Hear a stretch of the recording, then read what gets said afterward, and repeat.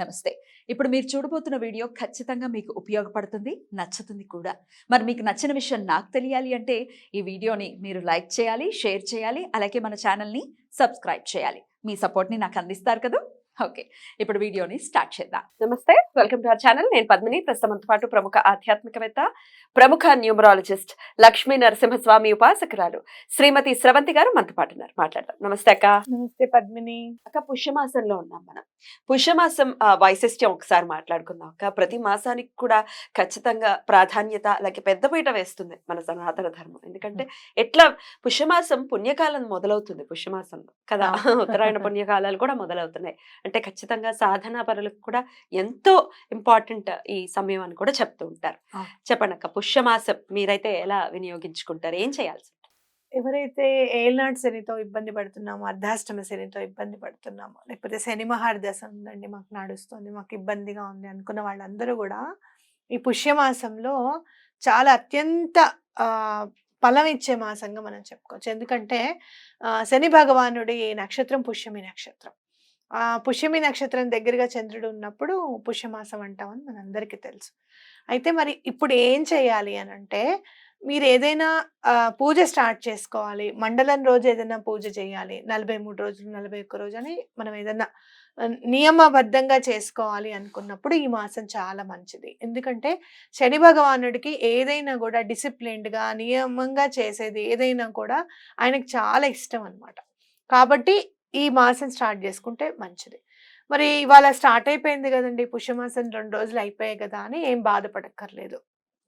ఎందుకు ఇప్పుడు చెప్తున్నాను అంటే, గురువారమో శుక్రవారమో మీరు ఏ పూజన మొదలు పెట్టుకోండి. శుక్రవారం తమలపాకుల హారతి ఇయ్యాలనుకున్నారు, స్టార్ట్ చేయండి. గురువారం స్వామిది గురుచరిత్ర చదవాలనుకున్నారు, స్టార్ట్ చేయండి. లేదు, శనివారం నాడు దీపంతో స్టార్ట్ చేయాలనుకున్నాం, వెంకటేశ్వర స్వామికి పిండి దీపం పెట్టాలనుకుంటున్నాం అండి, ఎప్పటి నుంచి అవ్వట్లేదు మాకు అనుకున్నప్పుడు ఇది అత్యంత అనుకూలమైన మాసంగా మనం చెప్పుకోవచ్చు. అందులో శనివారం నాడు ప్రదోష సమయంలో పూజ చేస్తే కూడా చాలా మంచిది. మీరు చాలా ఈతి బాధలు ఉన్నాయి మాకు అని అనుకున్నప్పుడు, ఏం పాపం చేసాం మాకు అర్థం కావట్లేదండి, మేము ఇప్పుడైతే ఎవరికి అన్యాయం చేయలేదు కానీ మేము ఇప్పుడు బాధపడుతున్నాం అనుకున్న వాళ్ళందరూ కూడా ఈ శనివారం నాడు ఎప్పుడైతే ప్రదోష సమయంలో శివుడికి పూజ చేస్తే చాలా మంచిది.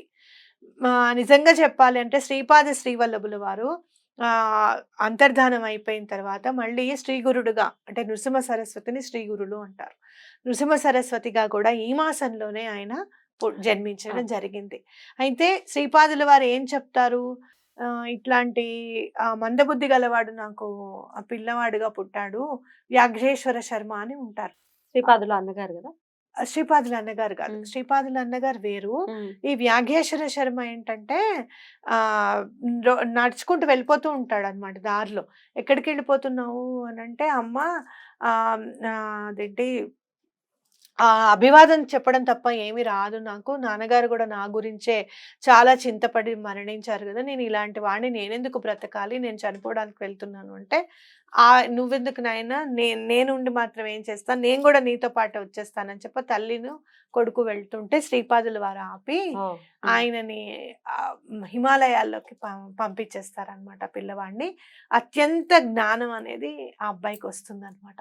మరి తల్లికి చెప్తారనమాట, నువ్వు ఇట్లా బాధపడ్డావు కదా ఇన్నాళ్ళు, ఇప్పుడు శని ప్రదోష కాలంలో, శనివారం ప్రదోష సమయంలో నువ్వు చక్కగా పూజ చేయమ్మా, ఈశ్వరుడు ఎలా నా అంతటి కొడుకే పుడతాడు అని చెప్తారనమాట.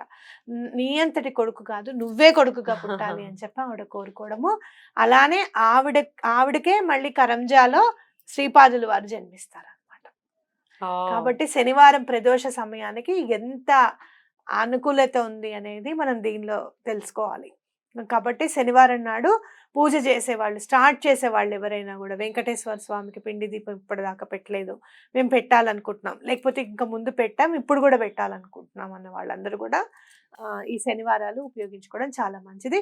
పుష్యమాసంలో వచ్చే శనివారాలు చాలా మంచివి అని మనం చెప్పచ్చు. ఎందుకంటే మనం డిసిప్లైన్డ్గా చేస్తాం, పూజ చక్కగా నియమంగా నిష్ఠగా చేసుకుంటాం కాబట్టి డిసిప్లిన్ అనేది చాలా ఇష్టం కరెక్షన్స్ చేయడం అనేది చాలా ఇష్టం స్వామికి.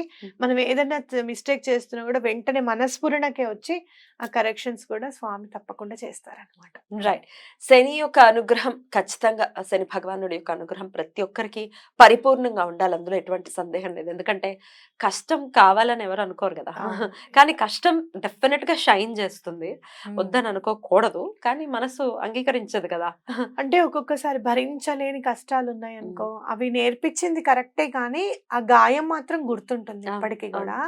కాబట్టి మనం అలా నేర్చుకోవాలి స్వామి అని అనుకోవడము. ఆ కష్టం మాకు నేర్పించి ఇప్పుడు ఎలాగో అలాగా మమ్మల్ని దాటించేసేయను ఆయన. ఇంక ముందు ఎప్పుడు తెలిసి తెలియక కూడా తప్పు చెయ్యం. తెలిసైతే తప్పు చేయం. తెలియక తప్పు చేయడం అనేది నువ్వు మమ్మల్ని దగ్గరుండి నడిపించు స్వామి అని భగవంతుడికి దండం పెట్టుకున్నప్పుడు మన స్ఫురణకి వెంటనే వస్తుంది పద్మిని. ఇది చేయకూడదు, వద్దు అనేది అనిపిస్తుంది. మనని కరెక్ట్ చేస్తుంది. చాలా సార్లు నీతో మాట్లాడేటప్పుడు కూడా నాకు అర్థం కావట్లేదు పద్మిని, చెయ్యాలో లేదో కూడా అర్థం అవ్వట్లేదు అని అంటూ ఉంటాను చూడు. తర్వాత నీకు చెప్తానా, బలానా విషయంలో నాకు ఇప్పుడు అర్థమైంది పద్మిని, అది చేయకూడదు అని చెప్పి నాకు అర్థమైంది అని అంటాను. అట్లా స్ఫురణకి వెంటనే కలుగజేయడం, మనతో ఎవరైనా మాట్లాడడం, ఎవరో ఒకళ్ళు ఇన్వాల్వ్ అయ్యి ఆ పని మనం చేయకుండా చేయడం, అబ్బా అనవసరంగా మనం డిస్కస్ చేయడం మంచిదైంది కదా, మనం లేకపోతే ఆ మిస్టేక్ చేసేసే వాళ్ళమే అనేది మనకి మన దైనందిన జీవితంలో ఒక భాగం అయిపోతుంది అనమాట. భగవంతుడితో మమేకమవడం అనేది ఆయనే చుట్టూరా ఉండి మనకి మీ మాంస నేత్రాలకి కనపడకుండా మన జ్ఞాన నేత్రానికి కనపడి ఆయనే పనులు చేపిస్తూ ఉంటాడు అనే దాంట్లో ఎటువంటి అతిశయోక్తి లేదనమాట. ఖచ్చితంగా, ఖచ్చితంగా. అయితే నిత్య దైనందిన జీవితంలో కూడా ఇట్లాంటి ఆరాధన చేసుకుంటూ కూడా స్వామికి ఎలా దగ్గర అయ్యేది? ఇప్పుడు తప్పులు చేయటం అనేది మానవ నైజం కదా, ఖచ్చితంగా జరుగుతూనే ఉంటాయి. కానీ జరగకుండా మీరు అన్నట్టుగా స్ఫురణకి అందిస్తారు స్వామి అనుగ్రహం ఉంటే. కానీ ప్రయత్నపూర్వకంగా మనం మార్చుకోవాల్సినటువంటి అంశాలు ఏంటి? మనం మార్చుకోవాల్సిన అంశాలు ఏంటి అని అంటే, ప్రయత్నపూర్వకంగా మనకి ఏదైనా మంచి రోజు వచ్చిందనుకో, రేపు గురువారం నాడు ఈ పూజ చేయాలి, ఇప్పుడు శనివారం నాడు మనం ఈ పూజ చేయాలి, స్వామివారికి పిండి దీపం పెట్టాలి అనుకుంటున్నాం. ఖచ్చితంగా ఆవు పాలే తెచ్చుకోవడము, ఖచ్చితంగా బెల్లం అనేది ముందే ప్రిపేర్ చేసుకొని పెట్టుకోవడము, పిండి అవి ప్రిపేర్ చేసుకొని పెట్టుకోవడము, చక్కగా శుచిగా పెట్టాలి. ఉన్నంతలో మడిగట్టుకున్నామా లేదా అనేది కాదు, మనసుని ఎంత ఇదిగా ఉంచుకున్నాం, అవతల వాళ్ళని తిట్టకుండా ఉండడం, శత్రువుల్ని ఎక్కువగా తిట్టకుండా ఉండడం, వాడు ఇలా చేశాడు, వీడు ఇలా చేశాడు, వీళ్ళు ఇలా ఉన్నారు, ఇవి మాట్లాడుకోకుండా కేవలం దైవనామ స్మరణతోనే ఆ రోజు గడపడం. ఎవరైనా ఏదన్నా అన్నా కూడా వదిలేయడం, వాళ్ళకి వదిలేయాలి. సరే మనం ఏదన్నా అన్నారు, మనకి బాధ అనిపించింది, కానీ సరే వదిలేసాయి, ముందు అసలు భగవంతుడికైతే పూజ చేద్దాం ఫస్ట్ మనం అని చెప్పి అనుకోవడం. అలాగే భగవంతుడు అనగానే మనని పిలిచి మనల్ని ఆదరిస్తే మనం ఎంత సంతోషిస్తామో, అలానే భగవంతుడికి ప్రేమతో ఆదరణతో చేయడం ఏ పనైనా. మీరు చూడండి, నార్త్ సైడ్ అంతా కూడా కృష్ణుడికి పూజ చేస్తూ ఉంటారు. ఎవరు ఇంత చిన్న కృష్ణుడిని పెట్టుకొని చేస్తూ ఉంటారు బాలకృష్ణుడికి. వాళ్ళు మీకు తెలుసా, నైట్ అయ్యేటప్పటికి స్వామికి స్వెటర్ వేసేస్తూ ఉంటారు. చక్కగా నిద్ర ఉన్నాడు ఇంకా ఆ రూపంలో మా ఇంట్లో కృష్ణుడు ఉన్నాడు అంతే, ఒకటే మాట. చక్కగా పరుపు అది వేసేస్తారు, చిన్న పరుపు వేసేస్తారు, పడుకోబెడతారు, జో కొట్టేస్తారు, ఉయ్యాలు ఊపేస్తారు. అంటే మనస్ఫూర్తిగా స్వామి అక్కడ ఉన్నాడు అనేది మనం అనుకోవాలన్నమాట. అటుపండి డెఫినెట్ గా అలా బాగుండాలని మనస్ఫూర్తిగా కోరుకుంటూ thank you so very much అక్క. నమస్తే. నమస్తే.